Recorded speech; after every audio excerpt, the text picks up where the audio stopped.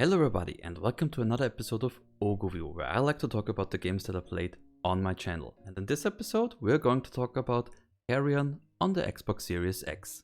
If anybody asked me how I would describe the game, I know what answer to give. This game wants you to feel like the monster in the movie franchise The Thing, which I'm a fan of.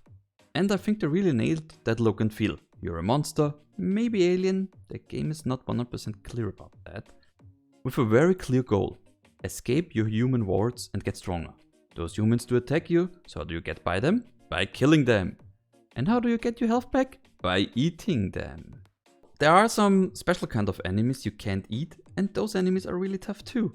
As for the graphics, the developers did go for a very pixelated art style, and I think it serves the game really well. Special shoutouts to the animation team as well. The monster in this game moves really great, and you really feel like that kind of monster no matter what you're doing. As for the sounds and music, I think they're fine, although nothing except one thing left a big impression on me. And that one thing are the screams. The music and sounds do strengthen the atmosphere, or at least they don't hinder it, and the sounds the monster makes are very good, but those screams, oh my god. Those screams of fear and agony from your enemies and your prey. This did make my scream scroll numerous times. For the moment.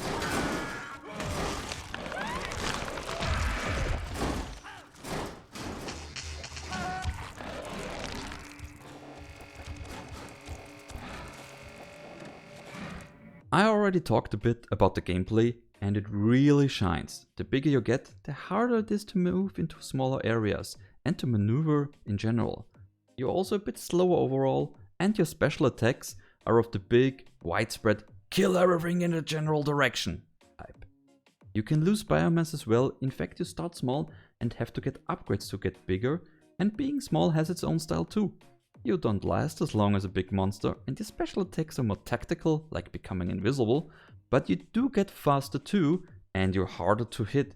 You might even prefer moving along like this. I preferred being a bigger monster since that meant more health too, and most of the time it was easier to get smaller when you were big than the other way around. There are some special pools where you can drop into and then just leave your biomass in there. The other way around, getting bigger, you have to eat your enemies, which is not as easy always. But thank god for the checkpoints, there you get big again without the need for any enemies. Can mount it.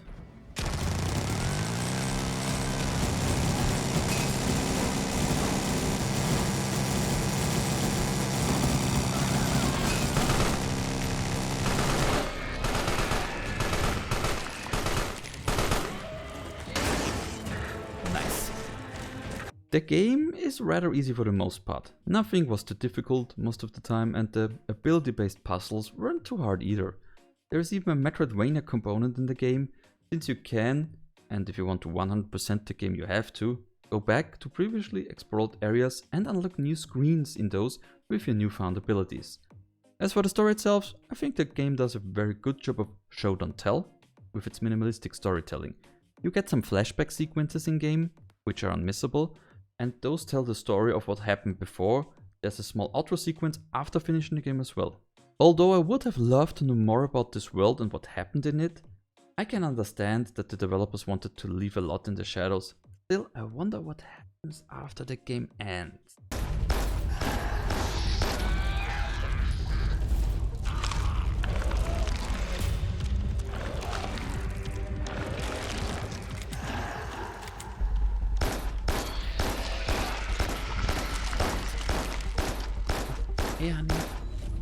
As already mentioned, the game is quite easy to finish, and to get all the achievements, you don't have to invest a lot more time. There are so-called containment units in the game, which are technically missable, although you can go back to an old save after you finish the game. Those give you upgrades you don't need to finish, but they do make it easier to get through. The other achievements are either unmissable because they're tied to plot points in the game, or just as good as unmissable, like eating the head of a human, if I remember that one correctly. And you have to kill so many people in the game, I guess that achievement will pop. And if not, you can still try to go for it especially.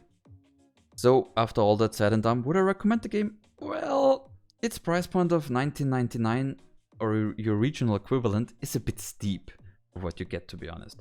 Although I do like pixel art games, and I am a fan of horror movies, especially The Thing, so I got my enjoyment out of it, but you might not, except for you like those things too. The game is quite short and easy to finish, with not much replay value in my personal opinion. But on the other hand, if it's on a sale, go for it. I really think most people might get enjoyment out of it, because this game still is very different. If you have Game Pass, like I have, then go for it and try it out. It's still part of the library as of the making of this video. And I don't think you can go wrong that way, to be honest. I don't mean the shipwreck itself, I mean where they went in. It wasn't just a helicopter wreck, it was a ship. It was a wreck. A spaceship. I think.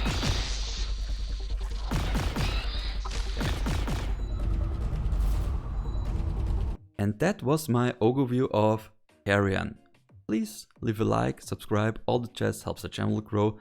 And I hope I see you guys again in the next episode of either Oghuview or Oghupower. Bye bye.